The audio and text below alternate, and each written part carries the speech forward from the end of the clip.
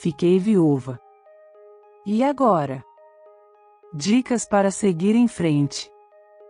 Por Marli Ferreira. Nenhum de nós sabe como reagir no dia em que um de nossos entes queridos morrer. Podemos nos preparar tanto quanto devemos, mas o que nos acontece, não sabemos. Podemos ser oprimidos pela tristeza, ficar aliviados, podemos descobrir que a morte é um fim solene e belo para a vida terrena, ou que era quase insuportável estar presente. E talvez experimentemos várias coisas ao mesmo tempo.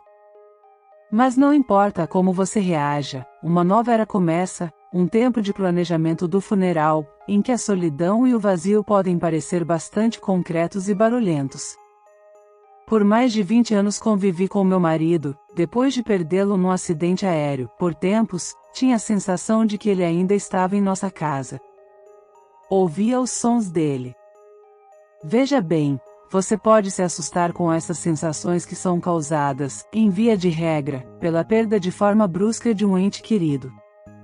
O que permanece são as lembranças dos bons momentos vividos e, quanto às impressões sensoriais, geralmente diminuem com o passar dos tempos. A vida continua, independentemente de você experimentar que a vida chegou a um impasse. Eu não havia perdido apenas o meu marido, perderá também algo de mim mesma.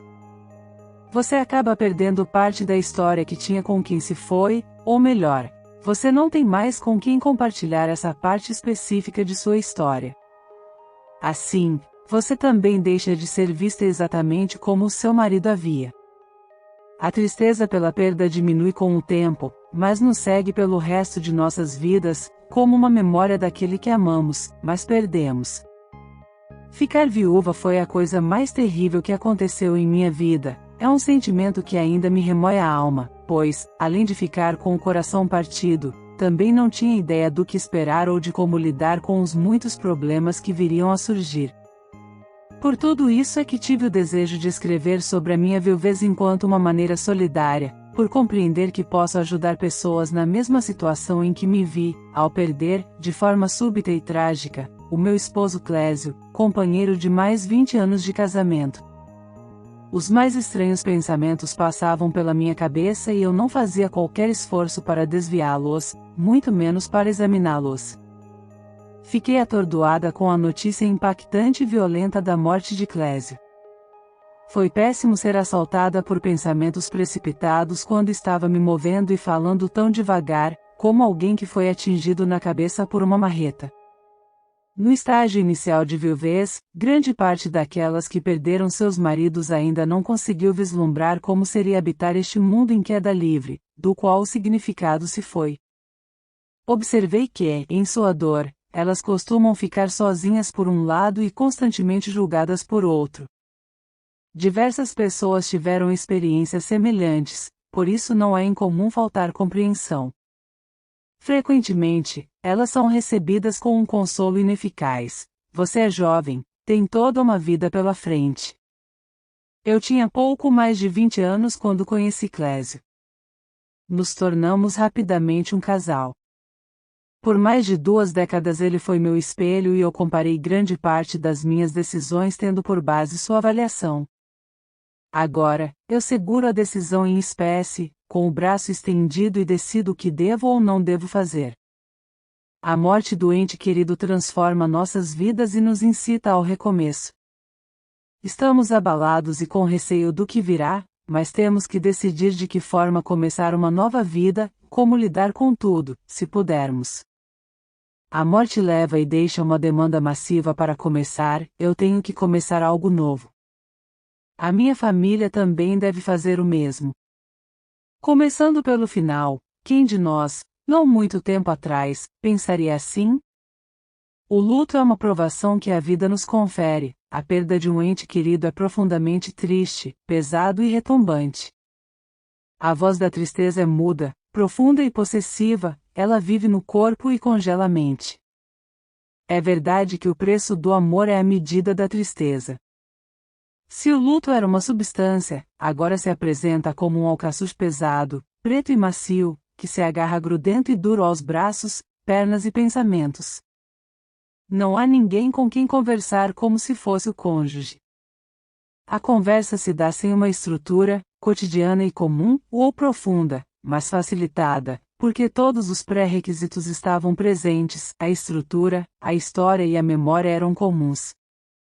Quando essa conversa silencia, a sensação de poder voltar para casa desaparece. É como ser o visitante eterno e de boas maneiras na casa de outras pessoas. É como estar em um vento contrário. É como viver permanentemente no quarto de hóspedes, como um morador solitário. O trabalho é a maior resistência ao luto, dizem. Eu acho que é certo, uma vez que é bom estar ocupada, para que a mente encontre outras maneiras de vagar, e se você tiver sorte, pode ter colegas bons e atenciosos. Os filhos, mesmo adultos, quando perdem o pai, têm a sensação de voltar a ser criança, a criança que perde o sentido. E sim, adultos em comparação com muitas outras coisas. Mas, eles não podem confortar. O duplo papel significa que você deve acomodar sua própria dor, e cuidar e proteger a mãe enlutada. É a certeza de estar protegido que doura a infância. É responsabilidade do adulto proteger e cuidar da criança. Como casal, você também está protegido pela segurança de que existe um outro que está com você o tempo todo e lhe ajuda a cuidar e a ser comum na vida. Quando essa proteção desaparece, é uma tarefa difícil encontrar novas estradas sem os baluartes já conhecidos. Em muitas ocasiões me sinto solitária. Solidão é um estado concreto e prático, pois faltam para agarrar a outra ponta quando o sofá precisa ser movido, mas também falta um novo eu em meu interior, pois solidão é um estado pleno de silêncio. É uma cadeira vazia, e em toda parte. Os amigos são importantes, eles vêm e sorriem e ajudam nos aspectos práticos e fazem as perguntas certas. Os bons amigos se lembram de chegar depois de muitos e muitos meses, os amigos são atenciosos e receptivos. Amigos estão lá e sou grata a todos que se lembram e compreendem, e ainda fazem. Os amigos ficam de olho para saber se você aguenta. Neste livro, que dividi em 13 breves capítulos, busquei falar às viúvas, de tudo um pouco, oferecendo-lhes informações práticas, inclusive dicas sobre a área financeira, pois, em alguns casos a viúva tem que saber administrar os seus negócios de forma rápida e também conhecer os afazeres de seu marido falecido, especialmente dos empresários, e entrarem de corpo e alma no mundo dos negócios. Caso contrário, correm o risco de se verem em situação de dificuldade financeira, visto que até as grandes fortunas, se não forem bem administradas, se esvaem em pouco tempo. Outro tema que abordo é a viúva de Naim, em breve narrativa do evangelista Lucas, que nos mostra essa história surpreendente. Para mim, ela representa a essência do ministério personalizado de Jesus e como ele alcançou os desanimados, até mesmo pessoas da alta sociedade. Esse relato responde claramente à questão de saber se Deus conhece e se importa conosco. Olhando para trás, essas são algumas coisas que aprendi ao longo do caminho, as quais registro nas páginas seguintes em forma de um manual ou de textos expressos para apoio e arrimo. Eu os transmito na esperança de ajudar alguém, pois sei que aqueles que nunca experimentaram uma tragédia como a minha não entenderão o que você está passando. Eles vão pensar que sim, ou tentarão, mas não o fazem. Eles não podem. Todo mundo tem boas intenções. Eles dirão para você sair mais, ou sair menos, ou parar de fazer tanto por seus filhos, ou fazer mais por eles. Você só precisa fazer as coisas do seu jeito. É claro que você cometerá erros e pedirá conselhos quando necessário. Busque ajuda divina e faça as coisas da melhor maneira que puder. A tristeza e a raiva diminuem e você tenta ver a vida de uma maneira positiva. Você nunca vai esquecer a perda da pessoa que ama. Não é fácil, mas em algum momento você encontrará uma maneira de criar uma nova trajetória para si mesma. Dentro de cada capítulo estão várias habilidades e conhecimentos que desenvolvi por necessidade, ao viver na condição de viúva. A maioria delas aprendi a usar e incorporar como uma parte regular da minha vida, continuando a fazer uso ainda hoje. Por causa de autorreflexão e experiências de vida, acredito firmemente no poder e na utilidade de ter muitas habilidades e recursos de enfrentamento aos obstáculos que me foram apresentados por conta da viuvez. É essencial compreendermos a nós mesmos em um nível profundo e não darmos a mínima para o antigo ditado: onde se vê a árvore, não se vê a floresta. Então, pode vir o fogo ardente do bosque que estaremos firmes e fortes para suportá-lo. Mesmo que as chamas queimem galhos, folhas e frutos, nos manteremos de pé, a raiz dessa árvore ainda viva nos sustentará e nos trará de volta à vida.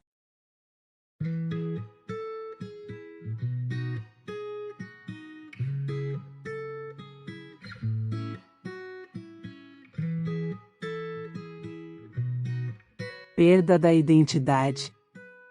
É necessário reconhecer que diante da perda da pessoa amada, apesar das tentativas de negação, a morte, com seu poder avassalador, deixa a sua marca no ir e vir infinito. Para as viúvas, a esta realidade sempre dolorosa acrescentasse que, no termo viúva, a identidade parece estar inextricavelmente ligada, selada com a morte do marido falecido. Para os outros, aqueles que podem continuar a sustentar a negação da morte, a ilusão de alcançar a segurança desse destino final é criada. Uma das coisas mais assustadoras na vida humana é perder identidade, perder de si mesmo. Como traduzir esta frase, que é bastante chocante? A partir da perda de seu parceiro, a viúva precisa se assumir e aceitar que é uma nova pessoa. Isto é, para não sofrer tanto. Olhar para a vida, ver o que sobrou, juntar tudo e viver de forma diferenciada. Ela precisa, para sofrer menos, se reconhecer, se reencontrar e se reinventar para as adversidades que lhe serão apresentadas. Para muitas, a viuvez é a primeira oportunidade de se questionar sua condição de mulher, o que foram e o que desejam ser. Então, você imagina, temos um casal de amigos e o marido veio a falecer. Eu penso que a convivência e a amizade com estes casais nunca mais serão a mesma. Fica diferente, vejo que quando a gente fica viúva isso sofre modificação. Passa a ser uma coisa sem graça, entende? Ah, eu vou lá na casa daquele casal de amigos, é estranho, principalmente para as mulheres que estiveram bastante tempo casadas. As pessoas se referem aos casais assim: ah, vou lá na Maria do João, não é assim? Claro que é. Então, depois de ficar viúva as coisas se modificam. Você perde a sua identidade, pois tudo foi alterado e você tem uma vida diferente. E ela precisa tomar decisões para seguir em frente. Por quê? Ora, o mundo e sua mesa estarão vazios. Até as pequenas brigas e desentendimentos, normais em uma vida de casal, fazem falta, pois o vazio não permite que essa estultice continue. Ela tem que se reconstituir e de certa forma voltar a ser feliz. Ter um homem em casa, certamente traz o equilíbrio para a família. A viúva perde o marido, no entanto, para mim, vejo que ela não perdeu apenas o marido, mas o provedor, o pai dos filhos, a segurança. Não é apenas com ela que ocorrem mudanças e sofrimentos. O que é pior, ela passa a ver e conviver com os filhos angustiados e aflitos pela perda paterna. O que é para você ser viúva? Esta pergunta enfatiza o desamparo, a solidão, a velhice, a carência, a ausência, podendo haver uma recusa geral de se identificar com elas. Para mim, a identidade profundamente chocada se cristaliza em uma representação ausente, a viúva, aquela que perdeu o marido. Me parece ocorrer uma espécie de nogórdio em nossa identidade, que é concedida pelo nós do casal, revelada pela ilusão do sentimento de completude. É comum ouvirmos que fulana é viúva de, isso vem muito da inclusão do luto e meio-luto nas roupas e costumes. Pode-se dizer que até semelhantes modos, os quais concederam status social às mulheres de outras gerações, é questionado e rejeitado por significativa parcela das viúvas atuais. É como se a condição de viúva tornasse mais evidente que quem está passando por essa crise vital não deve lidar apenas com a perda de um objeto de amor ou de um papel, mas também com a perda de uma estrutura, a estrutura do casamento, que, até aquele momento contido, determinou-a e deu-lhe uma identidade narcisada. A linguagem encurrala, você passa de casada para viúva. Pode ser uma alusão a algo transitório, você pode estar em um lugar ou outro, pode estar de uma forma ou de outra. O ser alude a algo que permanece, sendo um atributo do sujeito. É como se o sentido dessa nomeação fosse também um obstáculo ao lento trabalho do luto, graças ao qual o Deus desfaz com paciência o que havia amarrado a uma urgência sob o impacto da perda. O luto vai desfazendo lentamente o que se cristalizou precipitadamente. Nas representações sociais e na linguagem, o nome viúva parece opor-se ao distanciamento, como se de alguma forma as saídas estivessem fechadas e o luto e a perda continuassem constituindo sua nova identidade. Também é necessário considerar o conflito da ambivalência, a luta entre querer reter o objeto amado perdido e querer apartar-se dele. As representações sociais e subjetivas enfatizam que alguém continua existindo enquanto vive na memória da pessoa ou daqueles que o evocam, tornando esse processo ainda mais complexo, o que está relacionado à culpa. Ao me questionar sobre a perda de identidade sentida em minha própria pele, proponho a revisão de mitos e estereótipos sobre as viúvas, a exemplo da viúva pobre de espírito ou a viúva feliz, pela criação de novas representações. Penso que isso ajuda a aumentar a resiliência e capacidade que a viúva busca para enfrentar as adversidades da vida, superá-las e tirar disso apenas os benefícios. Um fator que irá contribuir para fomentar a resiliência nas viúvas, ajudando-lhe a tecer sua nova identidade, será o desenvolvimento de estratégias que gerem maior empoderamento. Trata-se de um processo de aquisição de poder pelo qual a mulher deve adquirir o controle de sua própria vida e a capacidade de tomar suas decisões e ser atuante no que diz respeito ao ambiente social a que pertence, sem preocupar-se com opiniões diversas. No nível da subjetividade, um recurso facilitador de posições de empoderamento é o exercício do julgamento crítico, entendido como uma posição de sujeito que permite questionar valores, ideais, desejos e crenças. Nos primeiros tempos da perda do companheiro, as viúvas estão em fase comutação. Algumas tomam decisões financeiras importantes, quando isso sempre fora feito, via de regra, por seus maridos, mas outras seguem em busca de empregos que lhe garantam a própria renda. Tem também aquelas que se organizam em grupo para a realização de atividades, as mais diversas, enfim, estão divididas entre o desapego e o apego.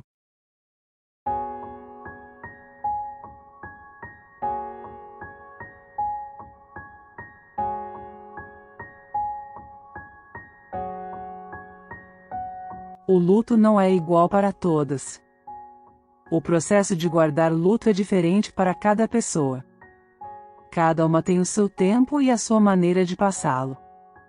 O luto depende de como eu vou encarar as coisas, pois, se eu ficar por demais apegada ao meu passado, provavelmente esse luto durará muito tempo. Porque eu não vou sair dele, não deixarei meu marido, mesmo sabendo que não está mais entre nós, não deixarei que saia da minha vida. Importante lembrar que a morte afeta não apenas entes mais próximos do falecido, mas também a de seus parentes mais distantes. Choque, desespero, sofrimento, raiva, impotência e ao mesmo tempo a necessidade de organizar primeiro um funeral e depois, uma nova vida. Sabe-se que, num casamento harmonioso, a relação marital significa que a mulher é uma extensão do marido e vice-versa. Então, a partir do momento que ocorre a perda dos elos, tem-se que tentar viver sem ele. Existem muitos casos de a mulher viver uma alteração fisiológica do luto, essa é a fase que se dá, após a morte de um ente querido, e que lhe faz viver a solidão e o sentimento de perda. Infelizmente é um caminho obrigatório, que, aliás, deveria estar lá, não seria normal continuar a vida como se nada ou pouco tivesse acontecido. Ao mesmo tempo, todas reagem de acordo com o que sua personalidade e experiências que a vida lhe permitem. Nem sempre é aconselhável reagir a todo custo, às vezes é preciso ouvir a própria dor e vivê-la plenamente. Ou pode ser uma boa solução dedicar-se aos outros e gastar sua energia de forma construtiva. O importante de tudo isso é a pessoa reconhecer que tem uma nova vida e aceitá-la, buscando fazer o ajuste que precisa ser feito. A partir do momento que ela se reconhece na nova concepção de vida, e enfrenta isso, certamente se sentirá mais confortável e começará a ganhar forças. Mas, que forças são essas? Trata-se de ímpeto motivado por uma nova forma de encarar a vida, que advém das adversidades que lhe são apresentadas, obrigando-a a tomar atitudes até então incomuns em sua vida. No entanto, quem disse que chorar pela perda do marido, mesmo que já tenha passado certo tempo, não é certo? Acho que manifestar o sentimento de perda por meio do choro e lamento sobre a pessoa que não está mais presente é uma forma de luto dentro da normalidade. No primeiro período de luto geralmente ocorrem problemas práticos e logísticos a serem resolvidos, o que mantém ocupada a mente dos que sofreram a perda. Além disso, sempre nos primeiros dias e semanas a pessoa é envolvida pelo carinho da família e amigos, mas, muito em breve chega o momento mais difícil, o da verdadeira dor e da dor real e profunda da perda e separação do ente querido. Algumas pessoas têm a sorte de compartilhar essa experiência com outros entes queridos e extrair mutuamente forças, enquanto outras podem se sentir mais sozinhas e sempre cheias de responsabilidades. Nesse caso, a ajuda de um profissional qualificado pode ser importante, fornecendo apoio e orientação em momentos difíceis. Cada pessoa tem seu próprio tempo e maneira de superar uma perda. Desconforto, desespero, raiva são as primeiras emoções que assumem o controle no primeiro estágio do processamento do trauma, aquele que ocorrido logo após a perda. Pedir ajuda é um inicial e importante passo, porque significa ter consciência dela e querer seguir em frente com força e coragem. São inúmeros os obstáculos em torno de si, e daí? O que fazer para enfrentar todas as adversidades que lhe são apresentadas? À medida que o tempo foi passando, eu fui melhorando e tomando as minhas decisões, as quais nem sempre foram as melhores, visto que a pior decisão é aquela não que você não toma. Tem um depoimento que uma viúva deixou para mim que diz o seguinte: olha Marli, as pessoas acham que eu estou triste porque perdi o meu esposo. Claro que sim. No entanto, eu perdi muito mais que o meu esposo. Eu perdi a pessoa que me ajudava a conduzir o nosso lar, eu perdi o apoio para as horas difíceis, eu perdi o pai das minhas filhas. É uma frase que me fez refletir muito foi quando ela fechou nossa conversa dizendo: ontem, o meu corpo chorou. Gritou de saudades do meu esposo, de seus beijos, de seus abraços e de nossas intimidades. Veja bem, é uma nova vida, uma nova situação. As boas lembranças do passado ficaram apenas na memória, pois a vivência pretérita não volta mais. Infelizmente é a nova realidade na vida de quem perdeu seu marido. É uma realidade dura, mas que precisa ser aceita, para que não se fique presa à vida anterior. Mas, então chega o momento em que você está sozinha. Em termos práticos, muito pode acontecer em seu caminho. Por exemplo, na educação dos filhos e no lar. Ao fazer isso, você retorna ao processo de luto, no qual lentamente percebe que ele não está mais ali. Em muitos casos, isso causa uma dor tão intensa sentida nas fibras do corpo. Depois de compartilhar suas vidas, você foi dilacerada pela morte. Você terá que seguir em frente por conta própria e remodelar sua vida. Essa é uma fase que enlouquece as pessoas, porque você não consegue consertar nada. Você não pode dizer, faça isso e aquilo e você se sentirá melhor. Não. Nada funciona mais. Resta apenas uma coisa: suportar.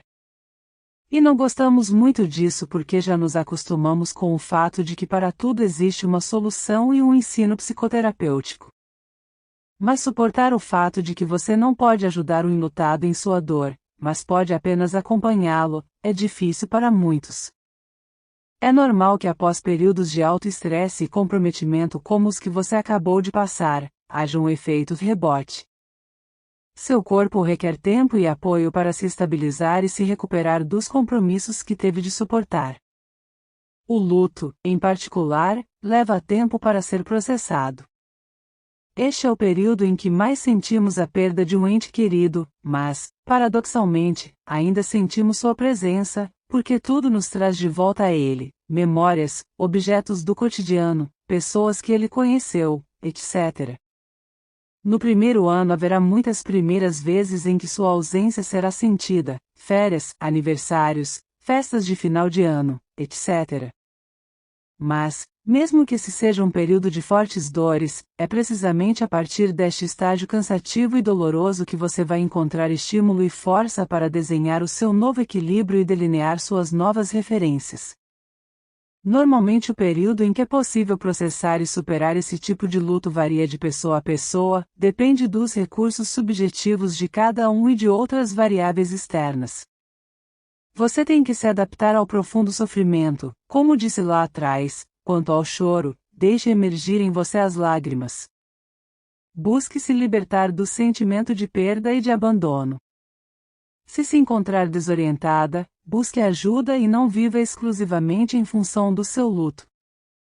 Permita-se usufruir dos legítimos espaços e momentos de distração e esteja confiante de que, assim, lentamente dentro de você, a elaboração de sua dolorosa experiência do luto ocorrerá espontaneamente. Eu tenho que usar preto, sempre?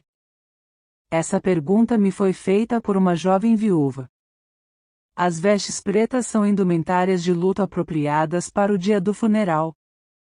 Expressam tristeza e sensação de perda. Além deste dia especial, não há qualquer obrigação ou mandamento de usar preto no próximo ano. O luto é um momento especial, nós o vivemos e o carregamos no coração. O traje é uma questão individual e depende de como queremos nos vestir. Alguns escolherão roupas pretas porque sentirão que apenas elas são adequadas. Outros, por outro lado, usarão roupas coloridas e as fixarão em um local visível, por exemplo, um laço ou fita preta, que será um símbolo de seu luto. Depende de nós como queremos vivenciar este momento de tristeza. Para finalizar este capítulo sobre o hábito do luto para as viúvas, me reporto dizendo que a perda de um ente querido requer, sim, um período de luto, isso para uma boa aceitação e reconfiguração da sua própria vida. A mente, quando empenhada em resolver problemas cotidianos urgentes e irrevogáveis, adia o que é realmente o problema existencial real. Quando as urgências acabam, a pergunta volta mais forte do que antes. Quer queira, ou não, você vai em busca de um novo significado para a sua vida. Para entrar nessa fase de busca você deve passar, necessariamente, pelo tempo de luto.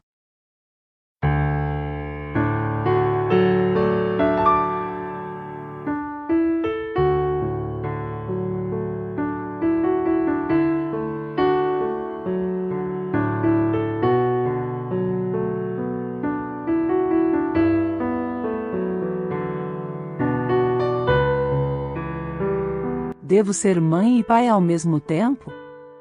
Você ficou viúva e se pergunta: posso realmente ser mãe e pai? Você não pode ser mãe e pai. Você não pode fazer isso. A viúva que tentar ser pai e mãe incorre, ao meu ver, em um grande erro. Ninguém, em hipótese alguma, substituirá o pai. Nunca. A viúva é a mãe, e como tal deve seguir a sua vida. O lugar do pai no coração do filho sempre deve ser assegurado. Portanto, a frase, agora eu sou pai e mãe, ou vice-versa, não deve ser pronunciada, sob o risco de incorrer em desnecessário sofrimento, tanto da viúva, quanto para os filhos. A título de alçada e jurisdição familiar, é lógico, a viúva terá que enfrentar tarefas que não eram de sua atribuição. Terá que lutar muito, uma vez que os encargos e responsabilidades dobrarão de peso e volume. A carga sobre os ombros da viúva será imensa, mas não deve afrontar os seus filhos com suas atribuições dobradas e nem de longe fazê-los imaginar que sob aquela batelada de trabalhos e atividades estaria ela, a mãe, substituindo os afazeres e obrigações do pai. O pai deve ser lembrado como tal, visto que até então ele existiu e cumpriu com seus deveres, teve sua importância e deve ter sua memória preservada.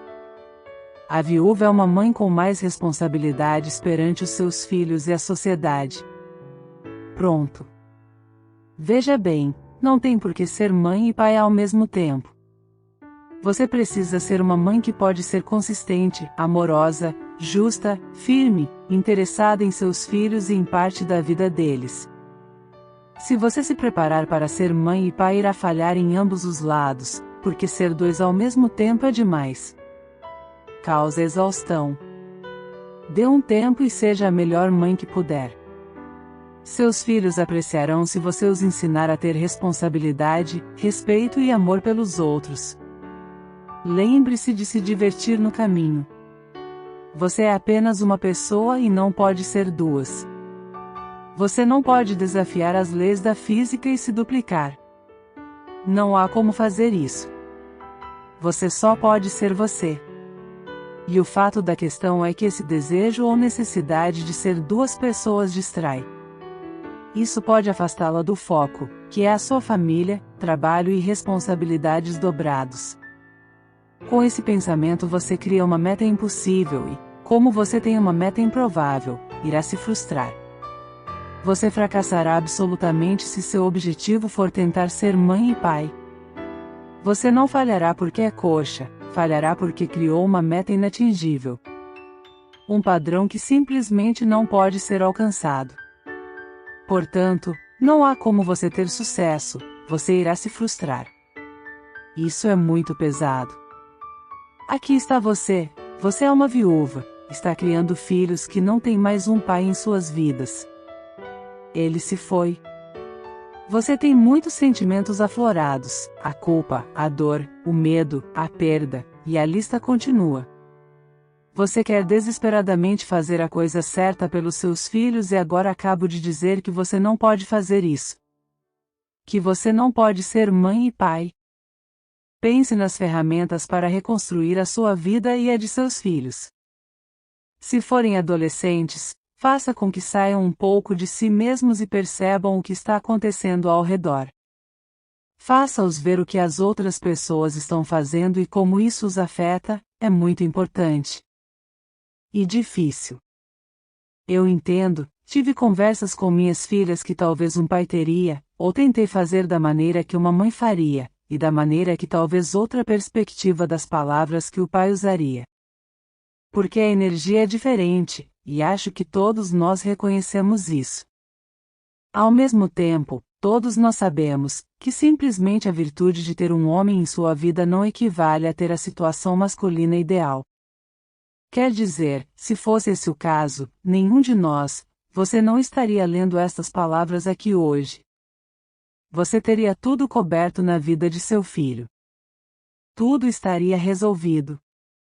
E não é esse o caso. Portanto, é perfeitamente normal a tristeza, a opressão e os sentimentos de frustração e todas essas outras coisas porque seu filho não tem a imagem de vida perfeita que pensamos que uma criança deveria ter, a de um pai e uma mãe, juntos. Tempos atrás, eu comprei orquídeas, minha flor preferida, e, com elas, coloquei momentos familiares em todos os lugares de minha casa. Apesar de trabalhar a ambiência de meu lar, via que as coisas estavam difíceis e complexas de serem aceitas. Muitas vezes, passando um tempo sozinha na varanda de minha casa, me pegava preocupada com minhas filhas enfrentando a vida sem um pai. O tempo não para e não se apieda. Analisando aquele momento e, somando minhas próprias lições de vida, de início da viuvez, me deparei com a necessidade de tomar decisões, de cuidar com carinho do que ainda nos restava. Embelezar nossa casa não surtiu o efeito que esperava, ainda tínhamos choros, tristezas e tempestades advindas da saudade. Era hora de mudar o rumo de nossas vidas que estavam em desalinho. Entendemos que nossos filhos precisam desenvolver as habilidades necessárias para enfrentar a vida. Também sabemos, intelectualmente, que eles precisam experimentar o lado difícil dessa vida. Não temos ideia do que está por vir para nossos filhos. Não temos ideia de quais obstáculos eles terão que enfrentar, não dimensionamos de que forças e conhecimentos eles precisarão para realizar. Chorar, se preocupar e render os dentes não vai fazer com que essas crianças sejam criadas. Se precisar fazer isso, bem, sem problemas, pare um pouco e sinta a dor. Sua dor será real e absolutamente apropriada à situação. Quando você pensa sobre o que deseja realizar por seus filhos e onde deseja que eles estejam quando tiverem 20, 25 ou 30 anos, este é o momento em que você está lançando as bases e dando-lhes todas as habilidades para que possam estar no lugar certo e seguir em frente com bons propósitos, mas sempre se lembrando da importância que teve o pai em suas vidas. Nunca ser mãe e pai ao mesmo tempo.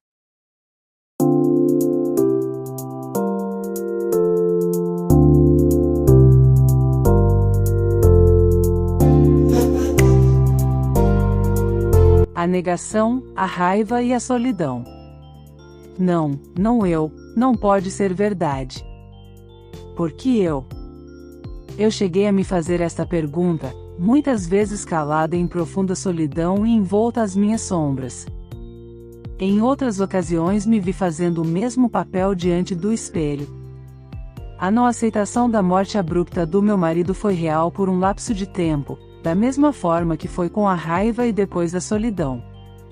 A morte de Clésio foi um choque para mim e toda a minha família. Por certo tempo ficamos em estado de dormência e entorpecimento. Percebi que esse composto de emoções que vivenciei permeou entre vários sentimentos, não apenas a raiva e solidão, mas, também, o pânico, o desamparo, o ressentimento, a depressão e até mesmo a negação. Fugazmente me via parada, às vezes, no meio do nada.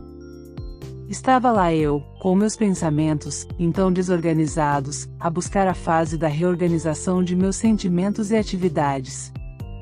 Enfrentei sombras sorrateiras e busquei ajustes necessários em minha mente, os quais me levaram às mudanças relevantes em minha casa e trabalho. Tive que me habituar às novas regras e ações.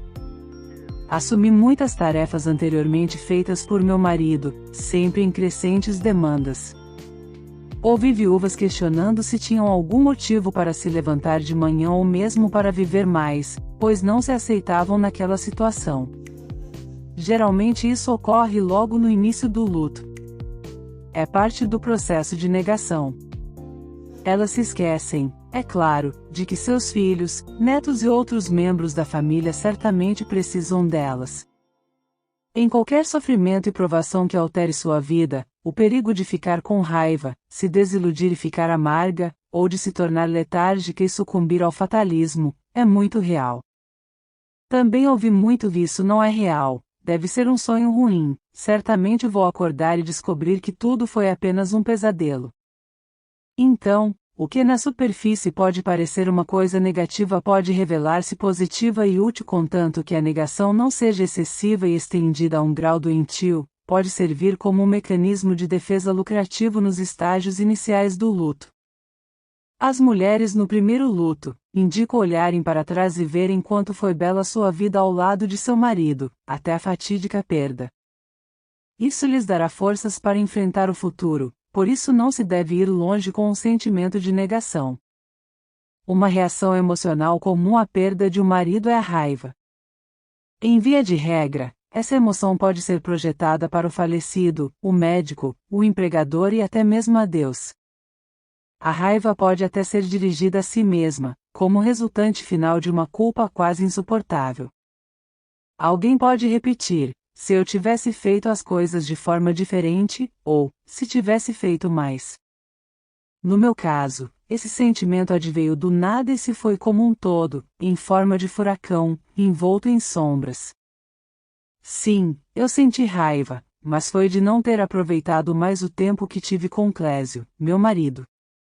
Depois que me certifiquei que não poderia ter evitado a morte do querido companheiro, amainei meu coração e meus sentimentos.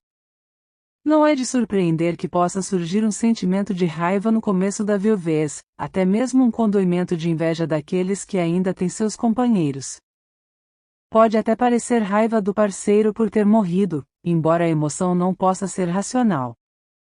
Você pode sentir raiva por ter sido deixada para trás, por ter assumido pesadas responsabilidades, por ter sido deixada sozinha para criar os filhos, por ser deixada com o coração vazio e com a tarefa dos menores afazeres domésticos como, por exemplo, desligar lâmpadas e trancar a porta da rua.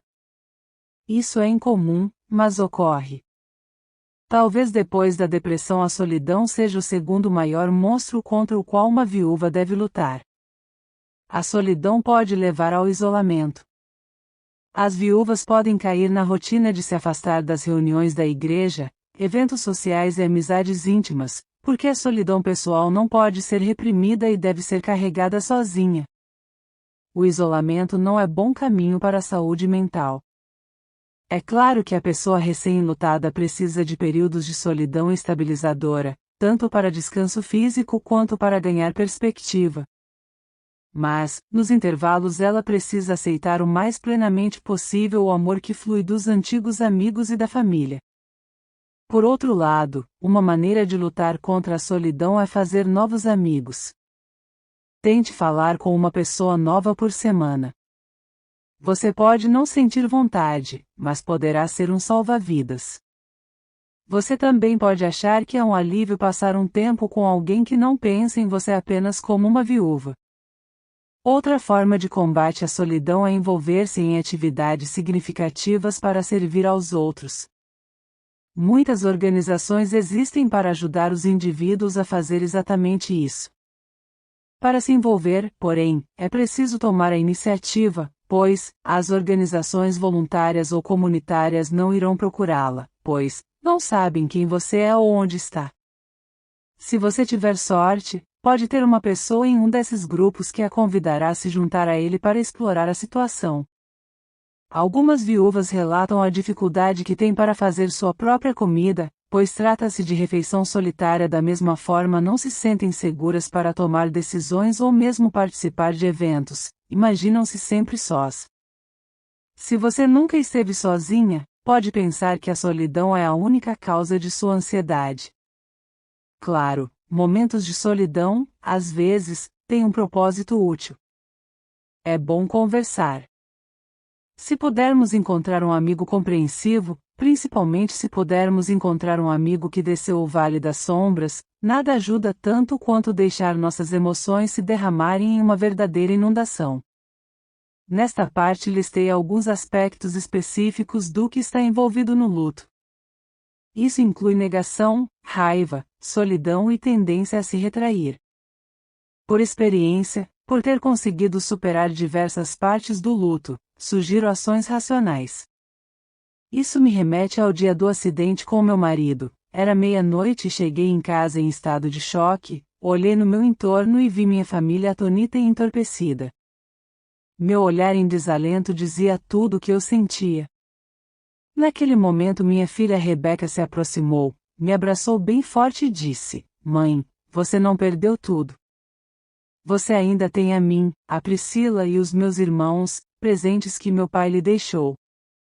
Ainda com suas mãos a me afagar me fez recordar de uma história que lhe contava, quando criança, sobre a forma como Deus nos incentiva e da maneira que o inimigo trabalha de forma negativa em nossas emoções. Lembra, mãe, daquela história do homem que perdeu a perna e achou que o seu mundo havia acabado por conta de influência maligna, de que ele nunca mais poderia andar, que teria que se arrastar pelo resto de seus dias como um aleijado qualquer. Então, você nos fazia enxergar que Deus trabalha de outra forma, a nos incentivar e ver que, naquela história, mesmo sem a perna, aquele homem poderia superar as suas adversidades, que mesmo sem uma perna poderia pular e viver com dignidade. Então, mãe, a partir de agora, nós vamos pular. É isso, mãe, nós vamos pular e superar tudo isso, disse-me abraçando. As palavras de minha filha tiveram um efeito revigorante em meus sentimentos e me levou às outras atitudes naquele momento de muito por vir.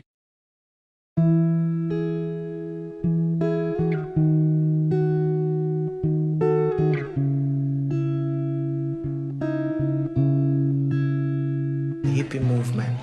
Vulnerável.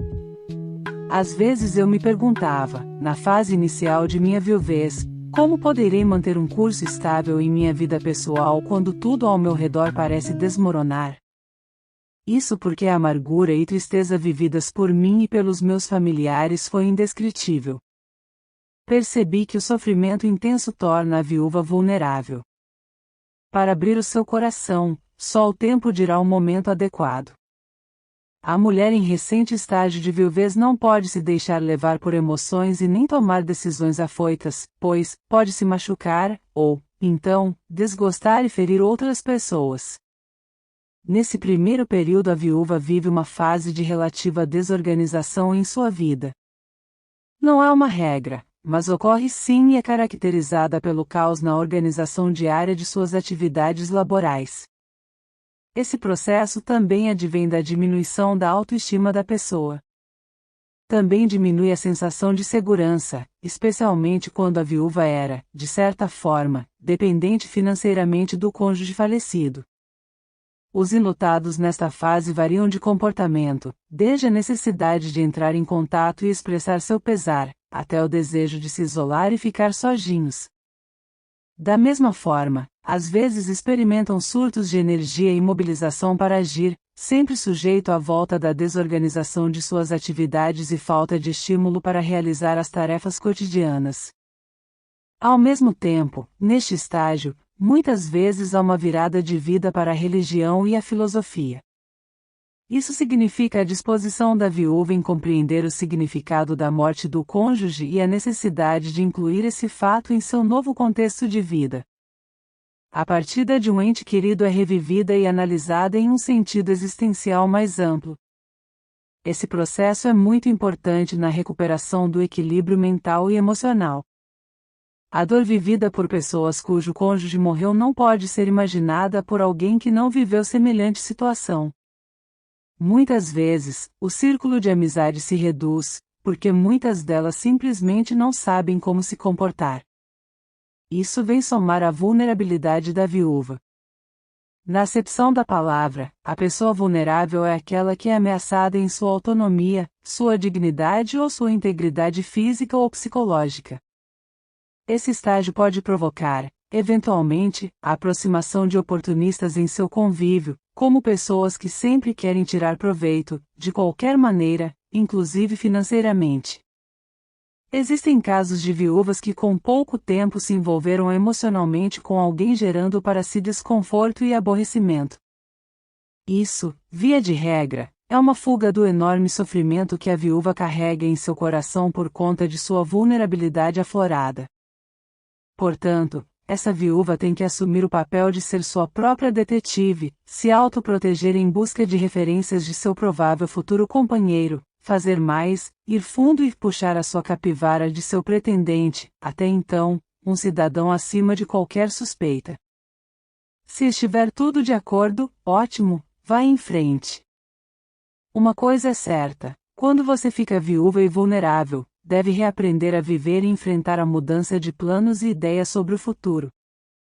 Em suma, é quebrar vínculos. Isso dói e sangra mente e corpo, daí a nossa vulnerabilidade temporária. Observei que para algumas mulheres, a experiência do luto depende do tipo de morte do cônjuge. Quando se espalha no tempo, o luto se torna mais curto. Na minha situação ocorreu o contrário, sendo uma forma difícil de encarar o luto, por conta da morte súbita de Clésio. De manhã eu usava roupas de cores alegres, à noite, me vesti de negro, eram as sombras se cobrindo de tons e matizes escuros.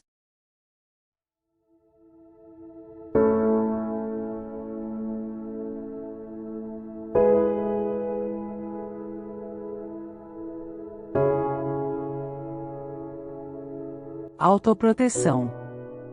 Com as viúvas recentes, o maior obstáculo às soluções é o seu estado de espírito. As pessoas não deveriam interpretar literalmente a frase estou aguentando firme ou estou bem. Essas frases são palavras de viúva para é horrível e odeio o que aconteceu comigo. É fácil entender o que dizem e seguir em frente.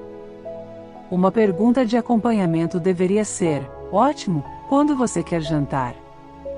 Amigos e familiares não precisam ficar todo o tempo ao lado, mas apenas estar lá. Datas especiais são particularmente difíceis. Uma chamada amigável, do nada, pode significar muito. Outra coisa que as pessoas bem-intencionadas tendem a fazer é tratar a viúva como se ela tivesse amnésia ou se estivesse no programa de proteção a testemunhas. No processo de ajuste ao meu novo normal percebi a necessidade de me proteger de muitas situações apresentadas, e eu não estava pronta para enfrentá-las. Sentia estar desprotegida, especialmente do inusitado. Por isso eu digo que mulheres viúvas precisam se proteger. Estão abaladas e com a emoção à flor da pele, notadamente pela fragilidade advinda dos primeiros tempos da viuvez.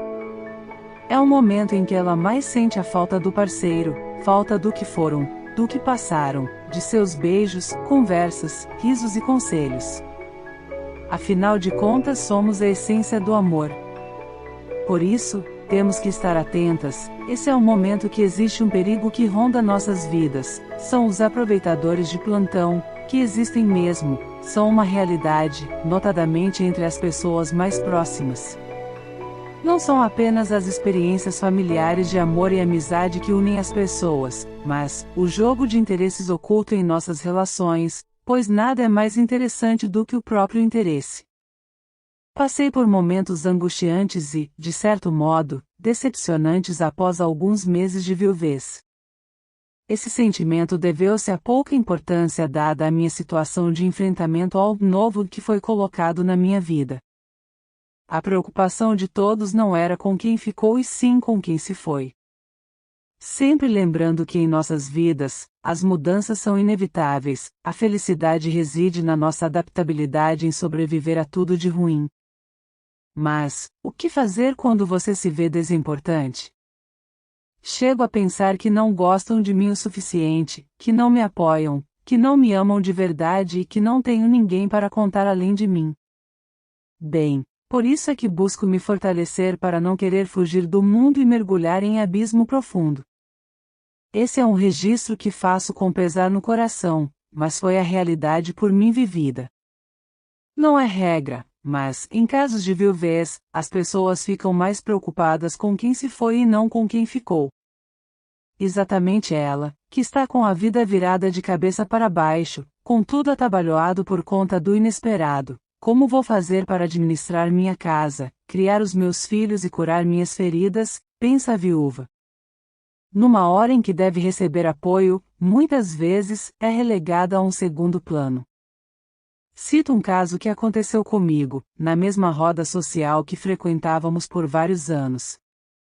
Um certo dia recebi uma mensagem de WhatsApp, de um amigo de meu falecido esposo, dizendo que sempre pensara em mim e que não pensou duas vezes em me oferecer todo tipo de ajuda.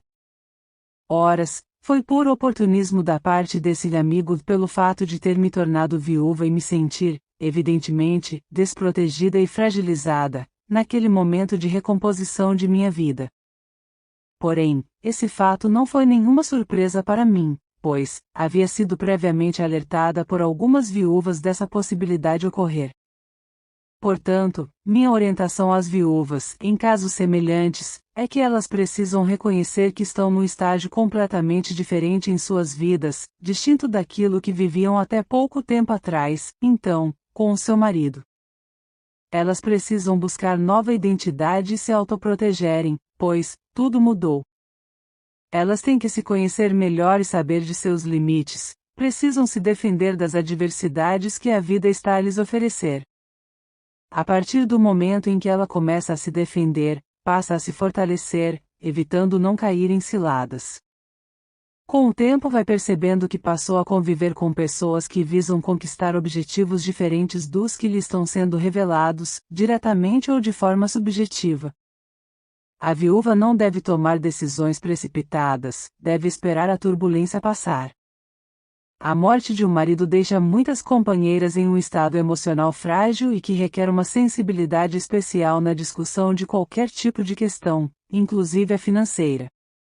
Embora a viuvez venha a ser enorme desafio emocional, muitas enviuvadas, notadamente as de maior patrimônio, descobrem que precisam enfrentar trabalhos e planos financeiros, os quais podem deixá-las inseguras, especialmente se o marido não havia colocado ao seu dispor todas as informações inerentes ao tema.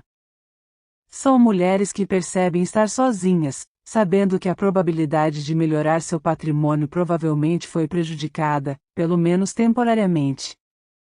Elas podem ter o produto do seguro ou planos de aposentadoria do marido falecido e que devem ampará-las, e para muitas esta é a sua primeira aventura no mundo dos investimentos. As mulheres mais jovens geralmente precisam trabalhar enquanto ainda estão se adaptando a um novo estilo de vida e sofrimento.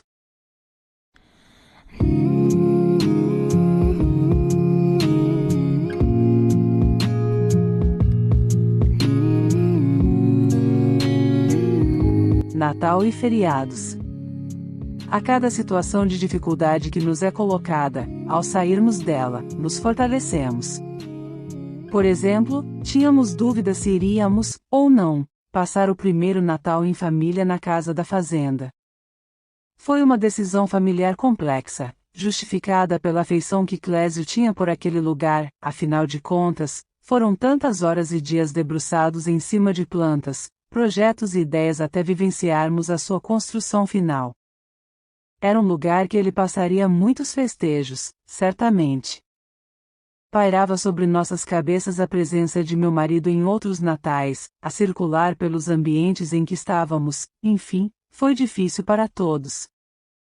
Mas, ao enfrentarmos esse desafio, quebramos uma barreira, mesmo com o sofrimento estampado no rosto de cada um dos presentes naquela data festiva.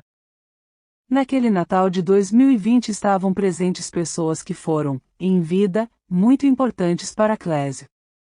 Começo pelo filho mais velho de meu marido em seu primeiro casamento, Rafael, e sua esposa Andréa, Fabrício e esposa Laura, junto com os netos Giovanna e Ezequiel e, por fim, a filha Débora. Os quais são considerados por mim tão meus filhos como Priscila e Rebeca, as filhas que tivemos num casamento que durou 20 anos.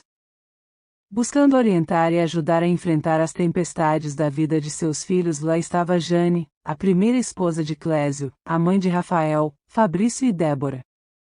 Foi um Natal diferente de todos, não apenas para mim, por isso ficarei eternamente grata aos que ali estiveram, especialmente Jane e os parentes e amigos que tornaram aquela data menos triste sem a presença física de Clésio. Encaramos de frente a nossa realidade. É isso que temos daqui para frente, uma dura realidade. Todos o amavam, amam ainda, e muito. Isso é forte em nossos corações e mentes, portanto, não devemos bloquear nossas vidas com suposições e conjecturas. Cada família vivencia um contexto festivo. Nosso Natal sempre foi comemorado com a união da família. Todos juntos. A figura paterna é super importante, notadamente quando o pai se faz presente na vida familiar, como era o meu caso com Clésio. O Natal de 2020, o primeiro passado em nossa casa sem meu marido e junto às filhas, filhos e mais alguns parentes e amigos, foi um momento muito difícil de enfrentar. Essa sempre foi uma data de muita festa em nossa casa e, por mais que nos esforçássemos para manter o clima ameno, não foi possível. Naquele vai e vem de pessoas em nossa casa da fazenda, enquanto eu ajudava nos preparativos dos alimentos da ceia natalina, em determinados momentos eu me afastava, disfarçadamente, e ia para o quarto chorar. Mesmo fazendo 4 meses da morte de meu marido, eu percebi que ainda não conseguirá me adaptar aos momentos festivos sem ele. Olhava para um lado, para o outro e nada me fazia esquecer a família unida. Até pouco tempo atrás eu tinha um marido, essa pessoa me foi tirada, ela deixou de existir, pelo menos fisicamente. Ela continua a fazer parte de sua vida, mas quando você passa os olhos no seu entorno ela não está mais ali, ela se faz mais presente. No Natal passado estávamos juntos e agora não. E a vida segue. Outros natais virão. Esse primeiro Natal sem ele foi ruim, não apenas para mim. Às vezes eu olhava minha filha Rebeca num canto chorando, bem mais longe estava outra filha, Priscila, sentada num gramado verde. vendo que sofria muito, aproximei e sentei-me ao seu lado. Não falamos nada uma à outra, não precisava. Aquela dor corroía nossas almas. Me levantei e fui para um canto da casa refletir sobre tudo. Não temos opção, pois não escolhemos estar vivendo isso. Temos que chacoalhar o corpo para nos desfazer das tristezas e apegos que podem nos levar à depressão. Tocar a vida para frente com responsabilidade, coerência e harmonia é o que nos fará bem. Vejo a vida como se vivêssemos numa tela de cinema, num filme, às vezes trágicas ou, por vezes, uma comédia. A escolha é sua, ou você é o protagonista e busca fazer muito bem o seu papel, ou é apenas uma espectadora, vai ficar sentada numa poltrona, com um saco de pipocas na mão e um refrigerante na outra, vendo as coisas acontecerem. A véspera do Natal, dia 24, a data coincidiu com os 4 meses da morte trágica de Clésio. Isso não passou em brancas nuvens na cabeça dos presentes. Mas não se falava disso. Portanto, não foi uma tarefa fácil passar aquela data festiva sem meu esposo. Passados 2 dias, viajei para a casa de parentes do meu marido. A tristeza viajou junto comigo e acabou sendo a bagagem mais pesada daquela viagem. Ao chegar, percebi que aquele final de ano não seria diferente do nosso Natal. Não tínhamos clima para a festa, pois via minha sogra, volta e meia, chorando pelos cantos. Sempre com lágrimas nos olhos e um olhar de desesperança. Conversamos muito e nos consolamos com as boas lembranças do nosso bem-amado comum. Os dias se passaram, Natal, Ano Novo, depois vieram os aniversários. Tantas datas, tantas lembranças, tantas lágrimas.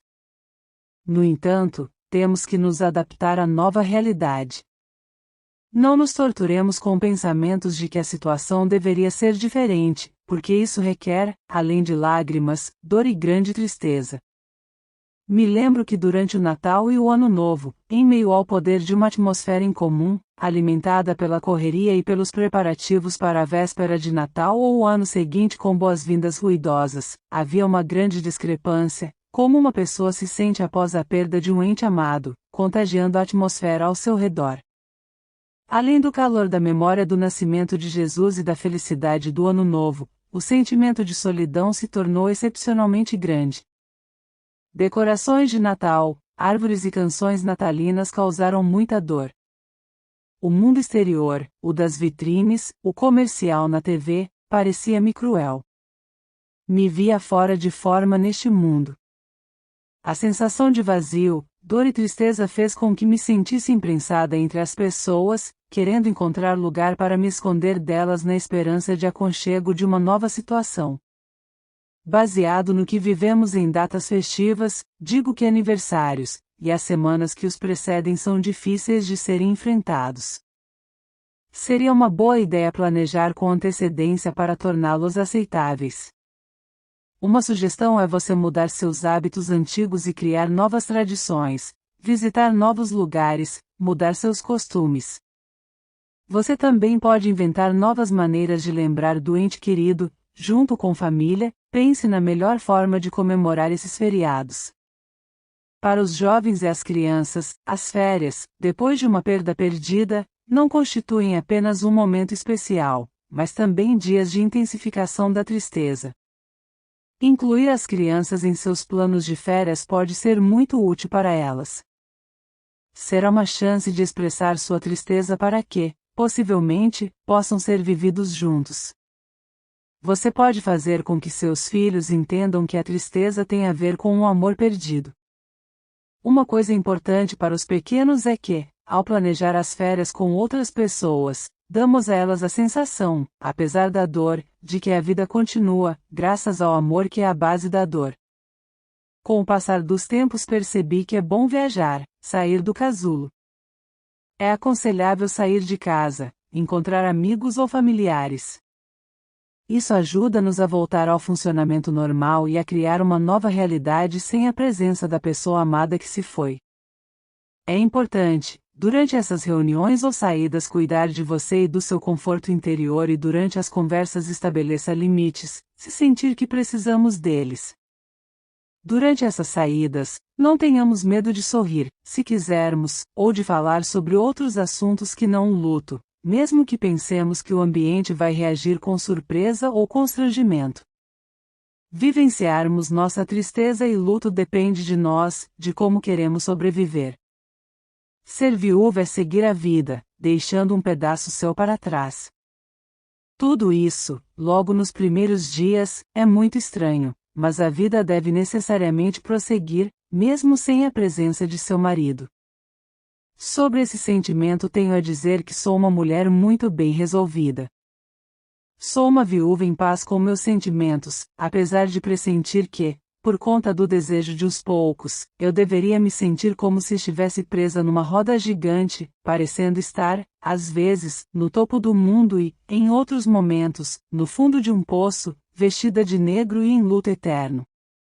Tenho paz no meu coração pelo amor que sinto e senti pelo meu marido. Trata-se de um sentimento que o vento não leva e a maldade não destrói. Em vida, ele teve absolutamente todo o meu amor, carinho, dedicação e respeito aos seus sentimentos e quereres.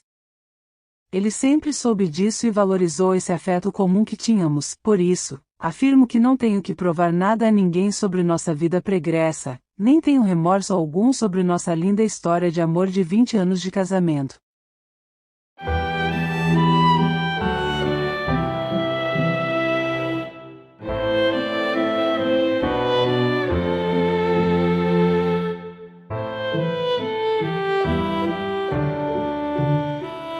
Mantenha-se viva. Continuar com a vida, em certa medida, pressupõe que a perda tenha um lugar e que haja espaço para se pensar em uma nova interpretação da nossa existência. O pensamento do futuro deve ser tolerável. Para a maioria das viúvas, seguir em frente parece começar com um conflito interno pela perda do parceiro e os medos, dúvidas e inibições sobre o novo porvir. Entendo que uma reação semelhante da pessoa enlutada é a perda de quase todo o entusiasmo pela vida. A sensação de ver futilidade em tudo é como um cobertor grosso sufocando toda iniciativa, aplacando o riso, extinguindo a esperança, drogando a energia. A menor tarefa se torna um esforço gigantesco. Por que preparar uma refeição quando não há ninguém para compartilhá-la? O entretenimento surge como um esforço impossível. Por que espanar ou polir os móveis quando não há ninguém para vê-los ou deles cuidar? De qualquer forma, mais poeira terá baixado amanhã. Por que se preocupar com roupas ou arrumação quando meu marido não está por perto para notar um vestido novo ou comentar sobre um penteado bonito? Por que se importar? Por que seguir em frente? Em nossa cultura, para muitas pessoas, a jovem viúva cai no vazio social. Pode haver razões válidas para alguns esquecerem a viúva logo após o funeral? A mudança que ocorre em sua vida deixa de lado alguns que não têm certeza de como se relacionar com ela agora que está sem marido. São sentimentos que provocam tristeza e desejo de ir de encontro da solidão, ao enclausuramento. É como se a viúva estivesse numa piscina cheia, água para todo lado e ela no meio. Porém, ela não consegue chegar até as bordas da piscina, pois, apesar de tentar nadar, não consegue. Então, a pessoa se dá conta de que, para se manter viva, ela tem que ficar ao menos com a cabeça fora d'água para poder respirar. Isso mesmo, respirar para não morrer afogada em mágoas e desesperanças peculiares do momento. Somente quem passou e passa por isso é que sabe o que estou dizendo. Ao não se debater e perder forças, respirando apenas, ela consegue o vigor e o estímulo necessários para galgar a borda daquela piscina. O que ocorre? Veja bem, você perdeu a sua identidade, sua casa está em desordem e sua vida atabalhoada. Se você sair por aí a esmo, sem refletir, você pode se perder, pois está sem forças, olvidando a noção da ponderação. Por isso, Dar tempo ao tempo é importante para que o impacto da perda conjugal seja melhor compreendido e passe a ocupar um espaço mais adequado em sua mente e coração. Com o passar dos tempos, a situação vai se amenizando, o sentimento de vazio interior ainda sendo grande, mas outras situações que se lhe apresentam são, em muitos casos, prioritários em suas resoluções. É a hora de bater o pó da roupa e encarar a realidade como ela é, não como foi ou como você desejava que ela fosse. Para mim, a realidade é um certo incômodo que devemos encarar de frente com coragem. É comum sentirmos medo e insegurança. Porém, não deixemos que esses sentimentos paralisem nossos planos. A realidade é dura e nos cobra desafios, por exemplo, darmos passos para fora da zona de conforto, passos para um mundo ainda desconhecido e oriundo da nova realidade que se apresenta com a viuvez. É preciso coragem para crer que, ainda que pareça difícil, o certo é que precisamos ter fé e enfrentarmos tudo o que há de bom e de ruim no mundo, para que seja superada essa fase complexa de vossas vidas. A viúva não deve se precipitar através de uma parede para lembrar de que está viva. Pense bem, você é, antes de mais nada, um ser humano e, como tal, fraco, especialmente depois de uma tragédia. Por isso, não fuja da dor, enfrente-a. A perda de uma pessoa que amamos deixa grandes feridas que pelo menos no início temos que aceitar e olhar a verdade frente a frente, não renegando emoções, sentimentos e dor. É normal que seja difícil para você, mas com o tempo vai melhorar. Vejam vocês, eu tive 2 filhas com um homem que amava e isso significou muito para mim. Além do que, ele me deixou mais 2 filhos e uma filha do coração, além de netos. Isso tudo me fez lembrar sempre que precisava ficar viva e atenta à vida. Fiz a minha parte, sobrevivi ao esperneio na piscina, nadei na hora devida e me salvei. Mantive-me viva para a vida. Experimente reescrever a história de sua vida, não tema acrescentar os DRS em seu cotidiano, reinventar, recomeçar, refazer, reaprender, reconstruir, enfim, não se acomode. Permita-se sonhar e busque novos significados para a sua trajetória.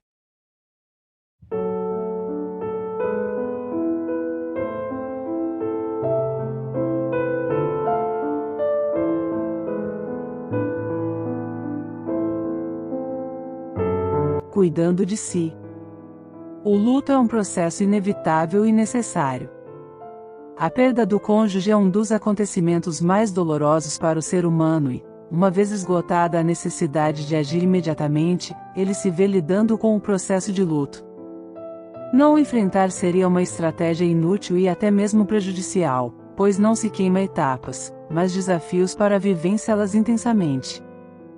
Em algumas situações as suas defesas orgânicas podem entrar em colapso e as contas com a realidade têm que ser feitas.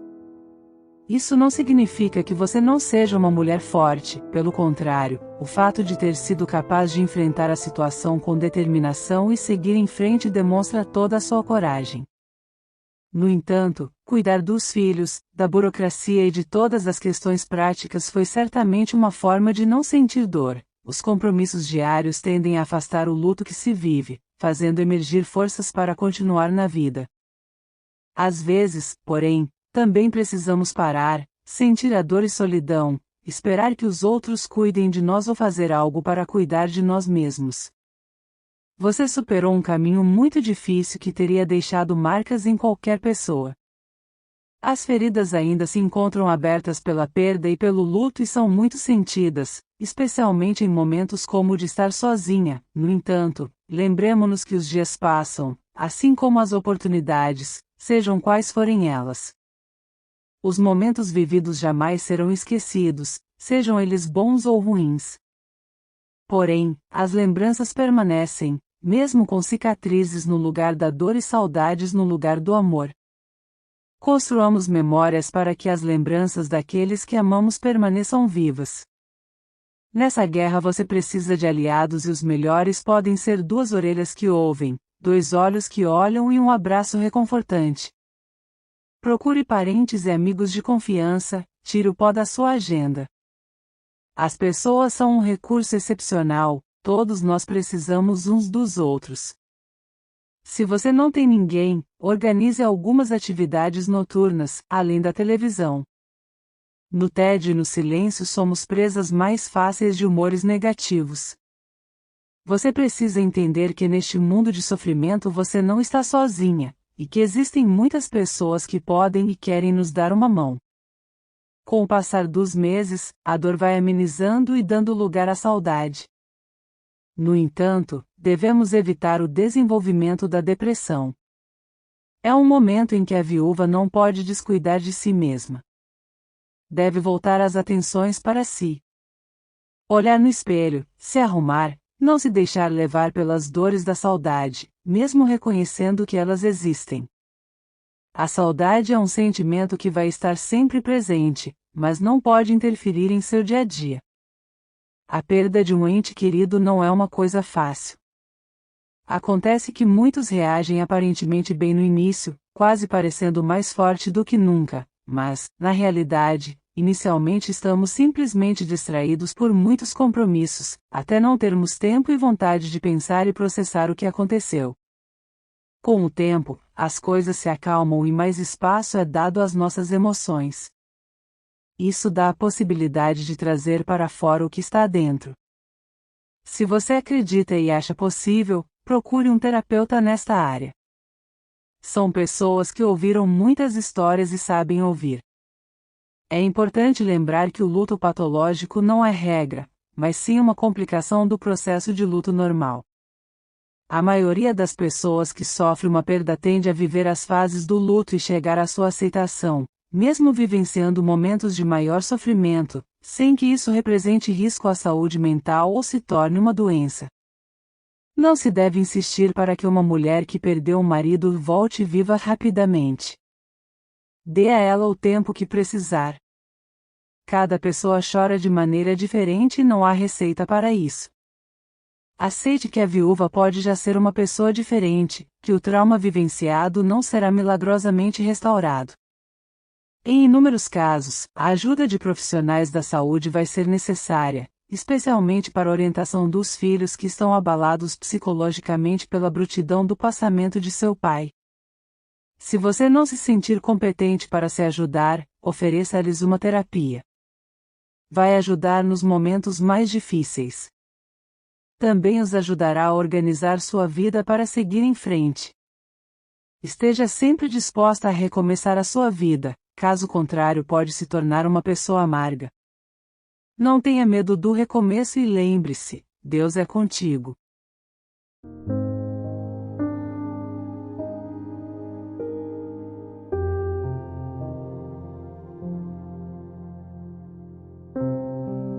Ajuda divina.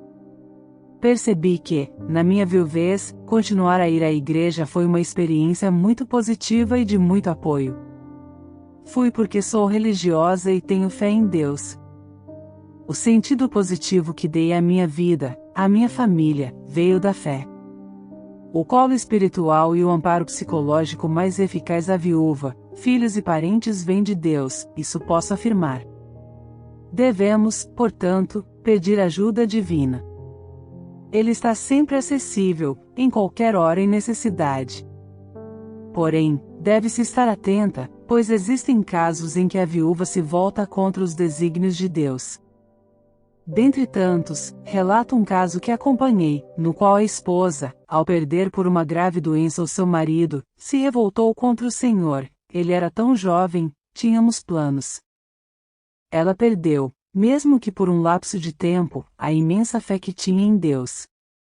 Independentemente da religião professada ou da igreja frequentada, as pessoas têm que dobrar os seus joelhos em orações a Deus. Ao tornar esse hábito uma rotina, um manto de proteção e paz interior cai sobre a pessoa, disso tenho certeza. A partir do momento em que ela se reconhecer temente a Deus e parar de se lamentar, vai ver que não está sozinha. Porém, é preciso tomar a atitude certa. Por estar escrevendo sobre um tema religioso, vou citar algumas passagens do Antigo Testamento relacionadas às viúvas, que foram algumas das mulheres mais vulneráveis dos tempos bíblicos. o povo de Deus foi chamado para cuidar do bem-estar dessas mulheres vulneráveis. Uma viúva com filhos tinha provisões para seu futuro. Os filhos recebiam a parte do pai na terra e na riqueza da família. Com essa herança, eles poderiam cuidar de sua mãe viúva. Mas, se uma mulher não tivesse marido e filhos para sustentar, não haveria como sustentar a si mesma. Graças a Deus havia uma lei que ajudava a protegê-la.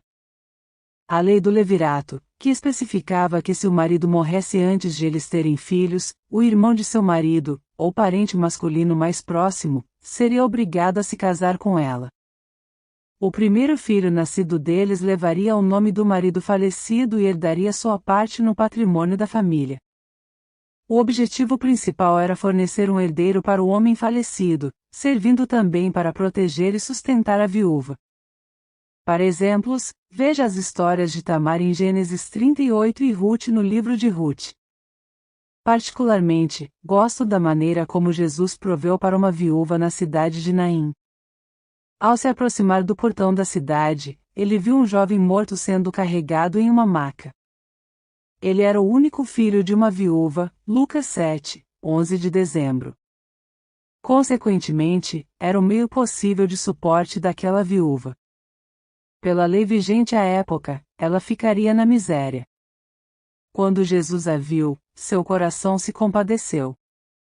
Ele a confortou dizendo: "Não chore", Lucas 7h13. Então Jesus tocou na maca e disse: "Jovem, levanta-te." Com isso, o morto sentou-se e começou a falar, Lucas 7:14-15. Quando Jesus ressuscitou o único filho dessa viúva, ele fez mais do que consertar o coração partido de sua mãe. Ele devolveu a ela seu único meio de provisão.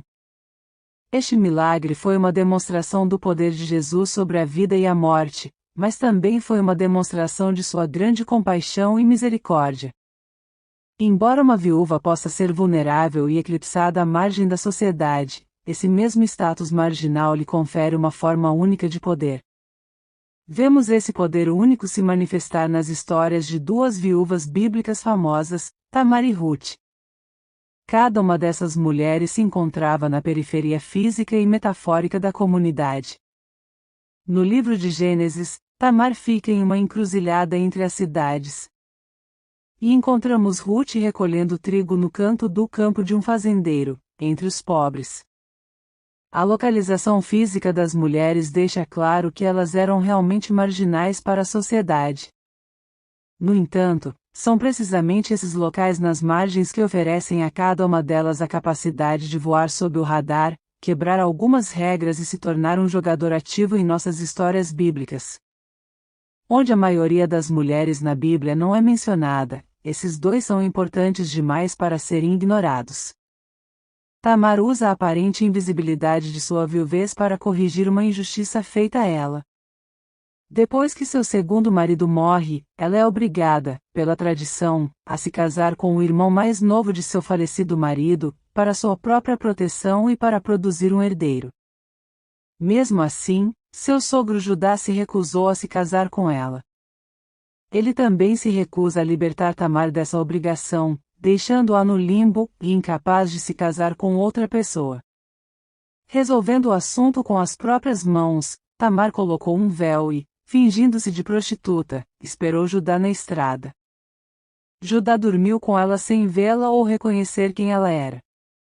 Esse aparente poder de invisibilidade permitiu que Tamar colocasse Judá em uma posição comprometedora. Quando este percebe seu erro, declarou que Tamar era mais justa do que eu. Da mesma forma, o status de Ruth como uma viúva e uma estranha a se colocar no papel de uma pessoa pobre que coletava alimentos deixados no campo. Por causa dessa ação, ela pode conhecer e se casar com Boaz, um casal que será importante para a história judaica. É sua viuvez que lhe permitiu se tornar ancestral do rei Davi e uma heroína da imaginação rabínica, como o principal modelo a seguir após o qual foi planejado todo o processo de conversão ao judaísmo.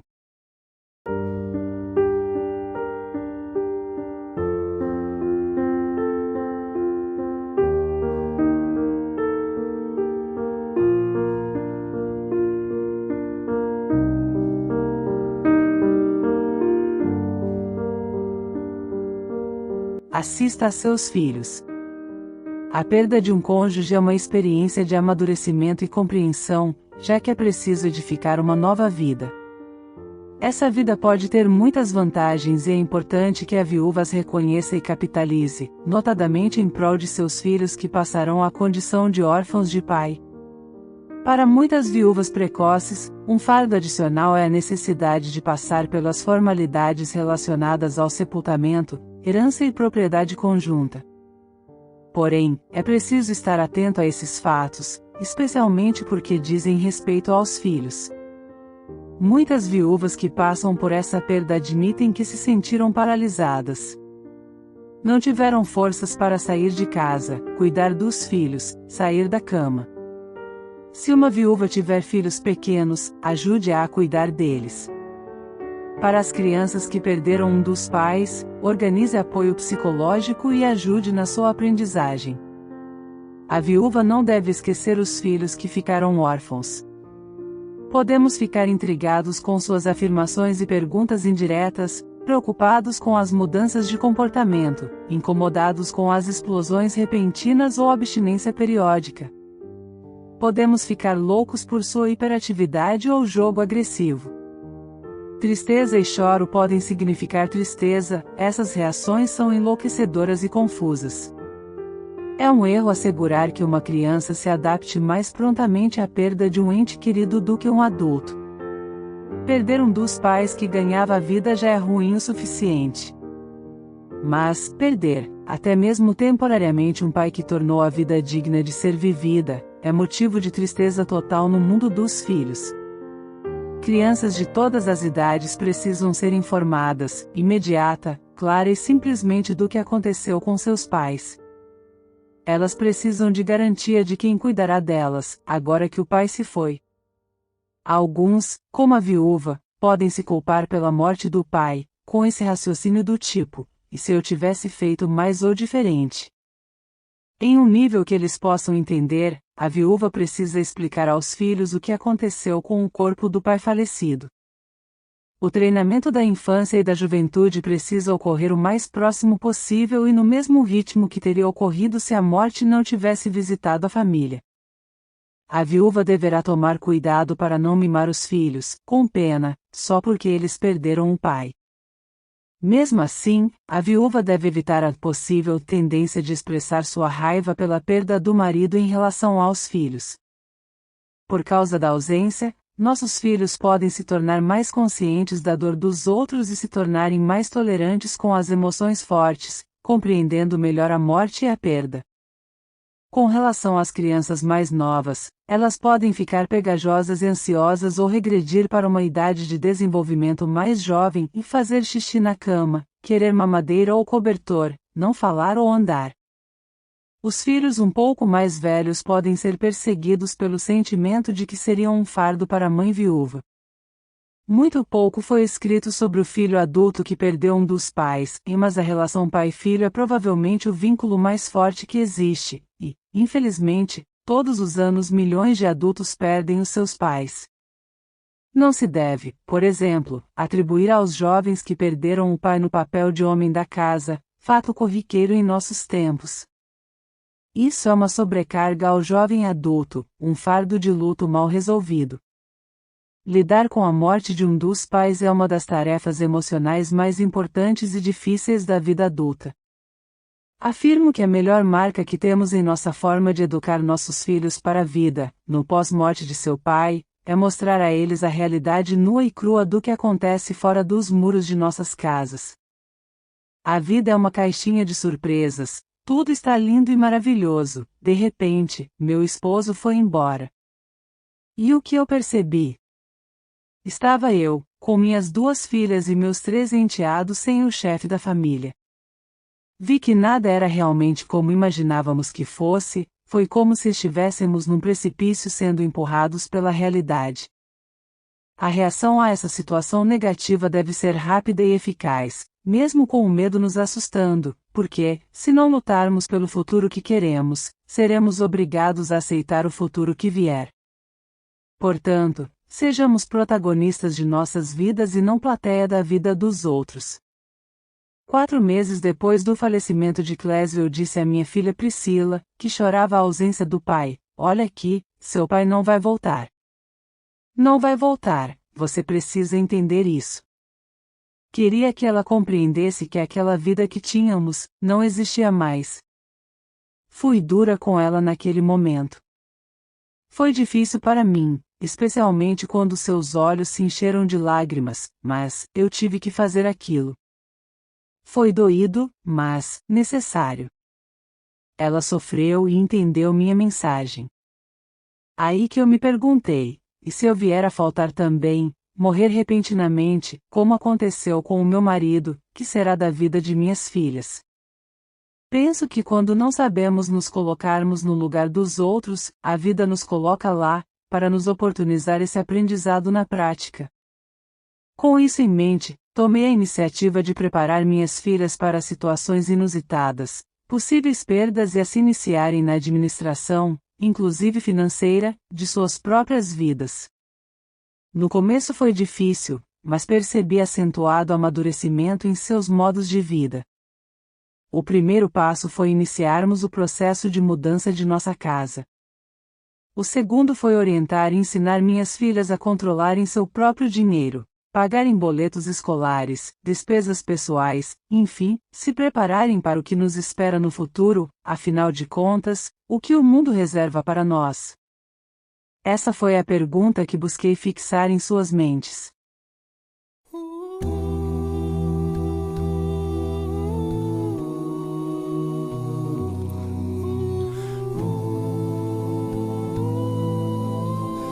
A aceitação.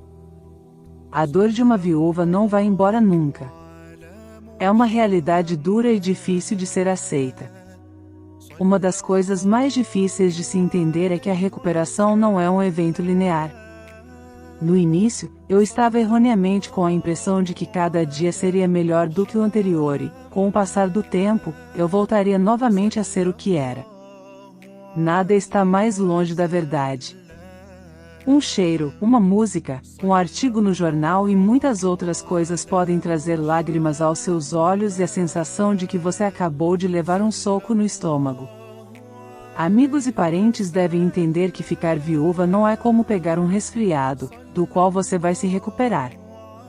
Em vez disso, ficar viúva é como ter uma doença crônica. Você pode estar em remissão por um período de tempo, mas terá crises. Depois de certo tempo, que vai variar de pessoa a pessoa, a viúva começa a aceitar aquela situação que lhe foi abruptamente imposta. Ela busca por algo que por vezes não sabe exatamente o que é. O que pode ser? A minha vida de antes? Quem sabe, porém, nada será como antes. Experimente pegar uma louça e atirá-la ao chão, vai quebrar. Aos poucos as coisas vão se ajeitando com lacunas, aceitáveis, evidentemente. Mas hão de se ajeitar nesse tempo sugerido, pois, não há nada que resista a um bom e firme propósito. Por outro lado, por vezes não são necessárias as palavras para explicar que as coisas voltariam ao normal, com os pensamentos fluindo com maior nitidez. Nesse reencontro de si mesma, a cicatrização começa e vem sob o formato de saudade. Comigo as coisas se deram de forma surreal. Sem me dar conta do processo, perdi peso e emagreci bastante. Na verdade, a minha cabeça estava projetando em alinhar minha vida futura, filhos, trabalho e o dever. Com o tempo certo, a aceitação da morte passou a ocorrer. Inicia-se a adaptação de uma nova situação. Uma nova vida. É evidente que é necessário preservar as memórias do cônjuge falecido, visto que são conexões entre o passado, o presente e o futuro. No entanto, as viúvas estão agora muito mais fortes, têm mais autoconfiança.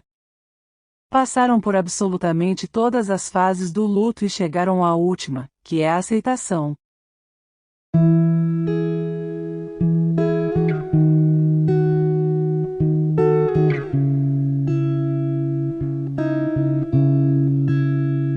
Hippie Movement. Só o tempo cura o queijo. Tenho saudade de casa cheia de gente, filhos e filhas e marido andando pra lá e pra cá, enfim. O verbo em seu tempo certo diz não a verdade de meus sentimentos. Não adianta. Às vezes, o experimento de recordações é tão forte que mal percebo a realidade. Mas ainda está lá, a lembrança.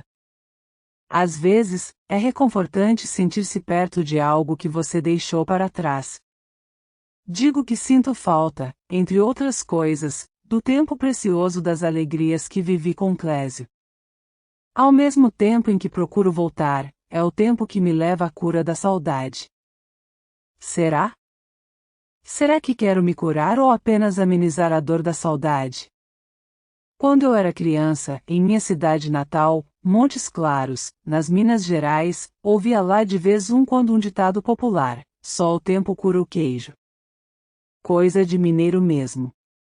Afinal de contas, eu venho daquele velho e bom sertão brasileiro. O tempo nos mostra, tanto lá quanto cá, que na perda e no luto, precisamos ser capazes de contar com a bondade e a compaixão dos outros. É preciso entendermos que lamentar não é esquecer. Ao contrário, lamentar é lembrar, recordar o amor e a perda, os bons e os maus momentos. Tudo isso nos faz lembrar e lamentar, maneiras de honrar nosso amor e apego, mas viver a vida também significa se adaptar às mudanças. O velho ditado que só o tempo cura o queijo tem muita importância em minha vida. Está registrado em minha mente. A passagem do tempo alivia a dor aguda, mas não cura. Por outro lado, o tempo pode ser bem usado para fins de cura do queijo, por exemplo. Quando o tempo é bem usado, em termos de cura de feridas, é porque fazemos algo específico com ele dentro de nós.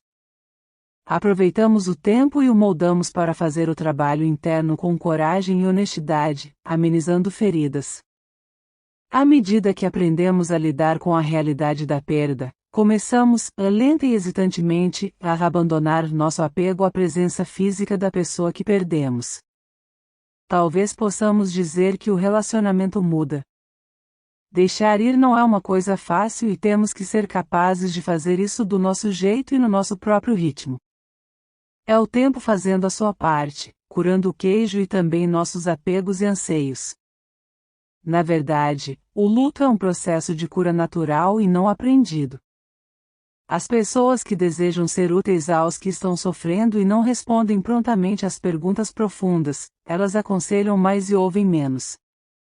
Elas entendem o significado das memórias, que não morreram, uma vez que são vivas e dinâmicas. A velha ideia sobre o luto era de que deveríamos encorajar as pessoas a cortar seus laços e seguir em frente. Bem, isso geralmente não funciona assim. As pessoas precisam se sentirem livres para lembrar e lamentar. É o tempo trabalhando o seu tempo no processo do luto. É o momento em que a pessoa lentamente chega a um acordo com sua perda e, então, começa a considerar a retirada de parte da energia emocional que está distribuindo para o ente querido perdido, redirecionando-a para outras causas. Diante das dores emocionais aprendi a restaurar minha vida e de minha família. Cada amanhecer sustenta meu espírito com esperança, me ensejando a sorrir para Deus e agradecer todos os dias a chance de poder recomeçar.